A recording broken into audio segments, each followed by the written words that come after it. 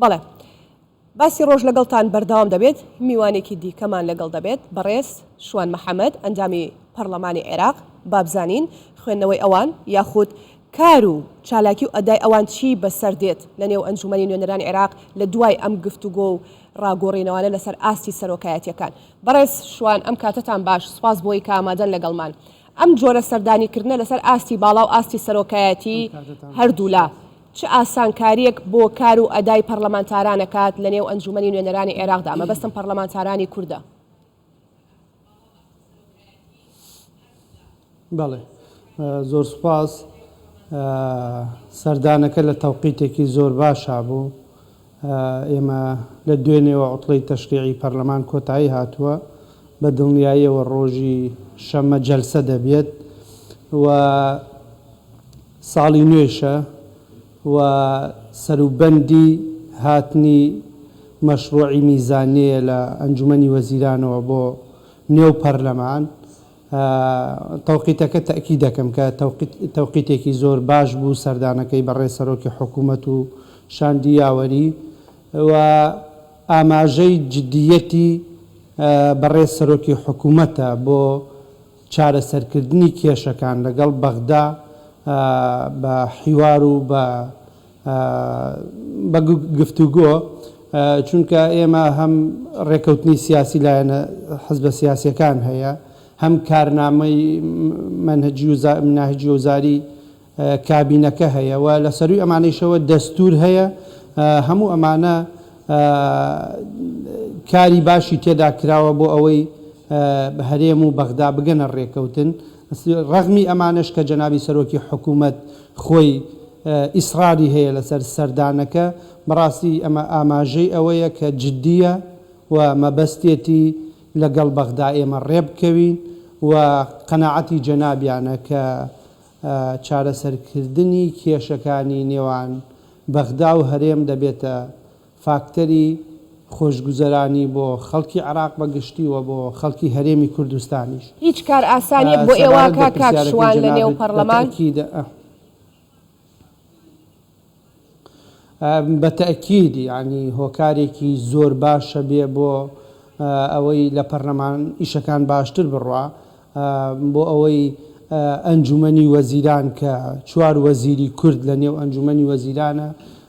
کە هەندێکیان ئەمڕۆ یاوەری بەڕێزیان بوو لە دانیشتنەکە لەگەڵ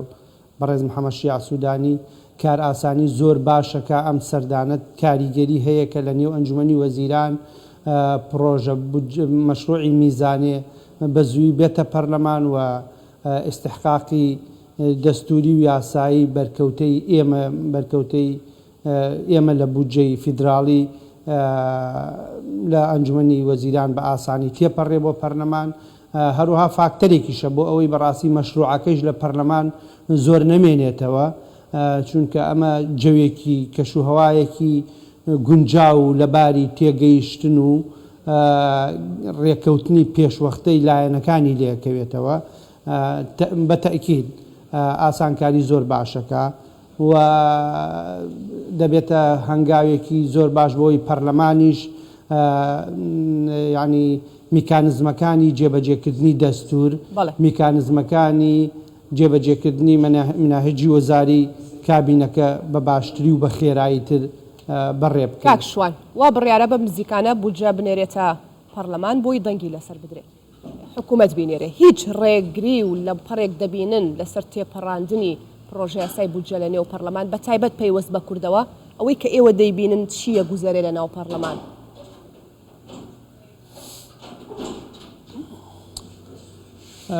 خۆی بەگشتی عێراق وڵاتێکی سەلامەت نییە. ئەگەر سەریح بین دائیمە ڕای پێچەوانە هەیە، دائیمە لەوانەیە ئاراستەیەک هەبێ لە بەغدا لە ئێستاشدا احتیمالە ئاراستەیەک هەبێ پێی باش نەبێ بەڕاستی بەغدا و هەرێم بگەنە ڕێکەوتن. بۆیە ئەم بابەتە ناکرێ بڵێ بێ ئاریشەیە. ئەم ئاراستەیە نێوخۆییە یا دەرەکیە کاک شوان؟ وەڵا بە تەکید کاریگەری دەرەکیش هەیە و لە نێو خۆیشە ئەو میکانزمەی کە حیزبایەتی پێکرێ، ئەو میکانزمەی کە سیاسەتی پێکرێ ئەو مزایەداتانەی کە هەیە حزبەکان زۆر جار مزایەدەکەن بەشێکی لە بەڕازیکردنی شەقام بەشێکی بەریەکەوتنی حزبەکان جاری وایە مەشروعێکی زۆر باش دێ من ناڵێم بە ئاشکرا ئەم ڕێکەوتنانە ئەم هاتنی تازەی محەممەد شیع سوودانی دەوری کورد سەرکردایەتی سیاسی کورد لە هاتنەکایەی کابینەکە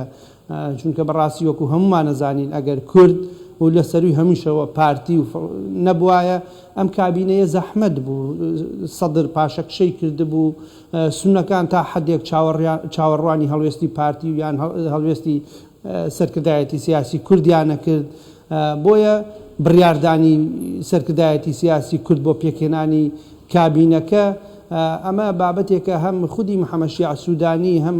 ئیتاری تەنسیقی هەم لایەنەکانی ناو پەرلەمان هەموو لایەنەکانی نێو هاوپەیمانێتی ئیدارەدانی دەوڵەت ئەزانن هۆکاری ئەساسی پێکهێنانی کابینەکە کورد بوو بۆیە ئەم بارودۆخەیان لە بەرچاوە و ئەیژزانن و بەداخەوە عێراقیش بۆ خۆی کەشوهەواکە وایە یان دەرەنجامی هەڵبژاردنەکان یان دەرئەنجامی ململانیەکان بە شێوەیەکە ئەو کەسەی ئەبێتە سەرۆک وەزیران دائیمە لە سۆنگەیەکی بەهێزەوە کارەکانی ڕاناپەڕێندێ ئەم کەسە هێنراوە قووەتی فراکسیۆنی خۆی نییە یعنی جگە لە یەک خولی مالیکی نەبێ کە لە خولێکشیانە وەکو هەمووان نەزانین ئەیاد عەلاوی کورسی زۆر هێنا و کاتەیش کۆمەڵێ گۆڕانکاری و ئاراستەکان گۆڕا مالیکی حکومەتی پێکێنا ئەوانی تر وەکووە دەزانین هەمویان چێ عادل عەبدولمەهدی چێ حەیدەر عەبادی چێ کاظمی هەتا محەممەد شیع سوودانی هەموو ئەمانە بەڕاستی قووەتی فراکسیۆنی خۆیان نەبووە 50 زاید یەک بێن و حکومەت پێک بێن و ئێستا بیانەوێ ئەوەی بیانەوێ مناهجی وزاریان جێبەجێ بکەن بۆیە دائیمە مراعاتەکەن و چاویان لەو هۆکارانەیە کە حکومەتەکەی پێکێنراوە بۆیە محەممەد شیع سوودانی ئەو حقەتە باشە زانێت کە کورد هۆکاری دروستبینی ئەم کابینەیە بوو و منهەجی وزارەکەیشی هەر لەسەر ئەساسی ئەو ڕێکەوتنە ڕاگەیەنرا و دەنگی بۆ درا. کاکشوان ئێوە وەکو کوتلە کوردستانیەکان پێتان وتراوە لە نێو پەرلەمان شەڕ بۆ چەند لە سەدا پشکی کورد بکەن لە بودجەدا بۆی جێگیر بکرێت چونکە ئێستا وەکو پێشتریش لەگەڵ دکتۆر جوتیار باسم کرد قسەیەک هەیە کە بۆی پشکی کورد لە سەدا 14 جێگیر بکرێت لە بودجەی 2023 حکوومەتی عێراقیدا ئێوە چیتان پێوتراوە سەبارەت بە بودجە چی دەکەن؟ خۆی سەبارەت بە بودجە کۆمەڵی داتا و ڕقم هەیە لە سەرەتاوە هەمومان دەزانین ئێمە پشکی کورد لە 117 بوو دوجار لە زمانی عەبادیە ئەم بابەتە گۆڕا بەداخەوە تەرکیز کراوە سەر فۆرمی بایع و تاقەی تەمینی ئەوانە لەسەرەوە ساسە 12.67 دانرا ئێستش داتایەکەیە لە وەزارەتی پلاندانانی عێراق کە ڕێژەی دانیشتوانی کورد لە 14ەیە من پێم وایە ئێمە وەکو فراکسیۆنە کوردستانیەکان لە پەرلەمان لە نێوان 14 بۆ 17 وەکو ئەڵێ شەڕی ئەم ڕقەمە ئەکەین و لە حەقیقەتیشا ئەمە مافی کووردە لە 14 کەمتر پێم وایە غەدرە لە خەڵکی کوردستان ئەکرێ و بە گوێرەی داتای خۆیان ئەو پلاندانان هەیە ژمارەی دانیشتوانی پێم وایە بێ بە ئاسانی ڕازی نابین و تەسەوری شەکەم 14 یان لە نزیکی 14 پەسەند بکرێت بە ئاسانی ڕازی نابن بەدیلتان چییە کاکشوان جەوی پەرلەمان و وڵی ئێمە لە پەرلەمانین میکانزمی یاسایی و دەستوری و نیزام داخلی پەرلەمان هەیە بۆ ئەوەی بەو میکانزمە دەستوریانە داکۆکی لە ئیستحقاقی خۆمان بکەین و لە دەرەوەی ئەمەیش وەفدی حکوومەتی هەرێم بە تەئکید ئەویش وەکوڵێ شەڕێتی لەسەر چەسپاندنی ئەو ڕقەمانەی کە ڕقەمی حەقیقین و تایدا غەدر لە حکوومەتی هەرێمی کوردستان و لە خەڵکی هەرێمی کوردستان نەکرێ هەم وەفدی دانوستانکاری حکوومەتی هەرێم هەم ئێمەش لە پەرلەمان هەموو میکانزمە یاسایەکان بەکارەهێنین بۆەوەی غەدرمان لێ نەکرێت. کاکشوان کاڵەی ئێمە لە پەرلەمان مەبەستت تەواوی کوتلە کوردستانیەکانە یاخود نەخێرێکێتی بەجیا پارتی بەجیا ئۆپۆزیسیۆن بەجیا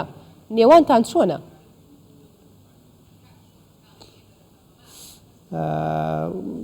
لە لەسەر هەندێک بابەتی استراتیژی هەیە لە ڕاستیە هەموو ینی شەڕی مافە دەستوریەکانی خەڵکی کوردستان نەکرێ و لە ڕووی منطقیشەوە لە ڕووی ئەخلاقیشەوە خۆ تۆ ناکرێت نوێنەری کوردی لە بەغداد و فراکسیۆنێ بێوێ بچێتە سەنگەری دژەکانی کورد گریمان بەیانی یان لە داهاتوو لە جەلسەیەکە پارتی و یەکێتی و فراکسیۆنەکان با بڵێن هەندێکیان شەڕی سەتا گریمان پانزە ئەەکەین ئێخۆ ناکرێت فراکسیۆنێکی کوردستانی بڵێ نەخێر پانزە زۆرە باسی هەنگزە بێ شتیوا منطق ڕێگەی پێنادا بۆیە پێم وابێ لە پەسەندکردنی یاسای ئەمنی غیزائیشە لەو قانونە بەڕاستی بینیمان کۆدەنگیەک هەبوو هەموو فراکسیۆنەکان پارتی یەکێتی نەوەی نوێ یەکگرتو کۆمەڵ لەسەر بابەتی ئەوەی قەرزی جوتیاران کە لە ئەخیرا 308 میلیارد پەسەند کرا بەداخەوە ئەوە تا ئێستا مماتەڵەی تیاکرێ یان تا یەک دەنگیتان زیاترە لە خاڵی ناکۆک کاکشوان کامە کاریگەری بۆ سەر ئەدای ئێوە بێ لە پەرلەمان بۆیە لەسەری دەوەست لە بابەتە نەنە بە تەئکید خۆی تەمەنا ئەەکەین هەروە بێ و لۆژیک و ئەو هەموو خوێنەیش لە پێناوی بەدەست هاتنی ئەم دەستکەوتانە کە خەڵکی کوردستان داوێتی ئەمە ئەوەمان لێ ئەخوازێت کە هەموو فراکسیۆنە کوردستانیەکان لە بەغدا یەک دەست و یەک دەنگ بین بەڕاستی پێچەوانەی ئەمە لە بابەتە استراتیژیەکانە هەر حزبی حەقی خۆیەتی لە کۆمەڵێ پرۆژە و کۆمەڵێ بابەتە تێڕوانین و دیدگای خۆی هەبێ بۆ بابەتەکان بەڵام هەندێک بابەتەیە بابەتن پەیوەستن بە